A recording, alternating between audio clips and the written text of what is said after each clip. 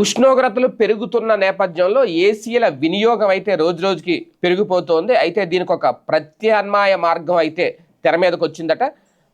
అంటే ఇక నుంచి మీ ఇంటినే కాదు, మీ చుట్టుపక్కల ఇళ్లను, అలాగే మీ ప్రాంతాన్ని, మీ గ్రామాన్ని కూడా మొత్తం చల్లబరిచే ఒక విధానం అయితే తెర మీదకి రాబోతుంది.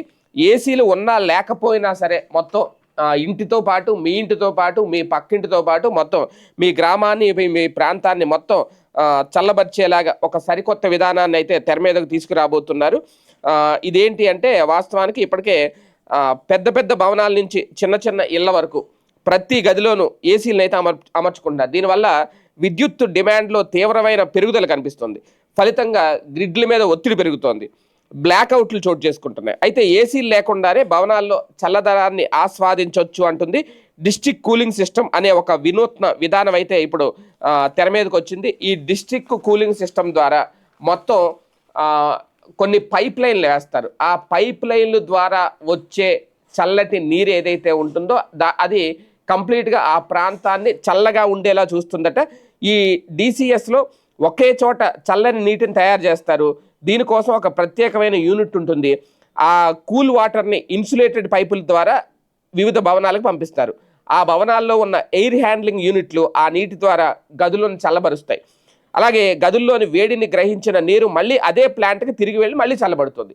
ఈ ప్రక్రియ నిరంతరం కొనసాగుతుంది. సులభంగా చెప్పాలి అంటే ప్రతి భవనంలో వేరువేరుగా ఏసీలు పెట్టుకోకుండా ఒకే చోట చల్లని నీటిని తయారు చేసి దాన్ని పైపుల ద్వారా పంపించి ఆ భవనాలను కూల్ చేసుకోవడం అన్నమాట. కొత్తగా అభివృద్ధి చేసే బిజినెస్ ఏరియాలు, అలాగే మాల్స్, హోటల్స్ ఉన్న ప్రాంతాల్లో ప్లానింగ్తో నిర్మించిన నగరాల్లో ఐటీ పార్కులు, మాల్లు, యూనివర్సిటీ క్యాంపస్లు, ఆసుపత్రుల్లో, అలాగే పెద్ద పెద్ద బిల్డింగ్లు ఉన్న ప్రదేశాల్లో ఇవి ఏర్పాటు చేయడానికి చాలా అనుకూలంగా ఉంటాయి. ఇవి ఇప్పటికే మొదలైనవి, త్వరలో పూర్తిగా అందుబాటులోకి రాబోతున్నాయి. అయితే గుజరాత్లోని గిఫ్ట్ సిటీలో దీన్ని మొట్టమొదటిసారిగా ప్రారంభించారట. అక్కడ నగరాన్ని ప్రణాళికతో నిర్మించడంతో పైప్ లైన్లు వేయడం చాలా సులభమైంది. ఆంధ్రప్రదేశ్లోని అమరావతితో పాటు రాజ్కోట్, భోపాల్, కోయంబత్తూర్, థానే, పూణే నగరాల్లో ఈ దిశగా అడుగులు పడుతున్నాయి. అదానీ, టాటా వంటి ప్రైవేట్ సంస్థలు ఇప్పటికే ఈ రంగంలో ప్రాజెక్టులు ఆల్రెడీ మొదలుపెట్టాయి. అయితే దీనివల్ల కొన్ని సమస్యలు కూడా ఉండే అవకాశం ఉందని చెప్తున్నారు. ఈ వ్యవస్థను ఏర్పాటు చేయాలంటే ముందుగా అండర్ గ్రౌండ్ పైపులు వేయాలట. ఇది చాలా ఖర్చుతో కూడుకున్న పని.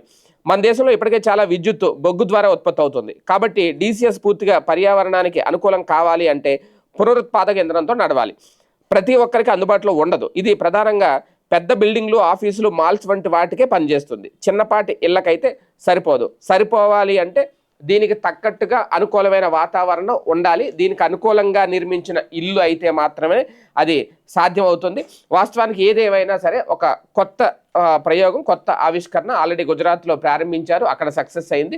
ఇప్పుడు మిగిలిన ప్రాంతాల్లో కూడా దీన్ని సక్సెస్ చేసే ప్రయత్నం అయితే జరుగుతోంది.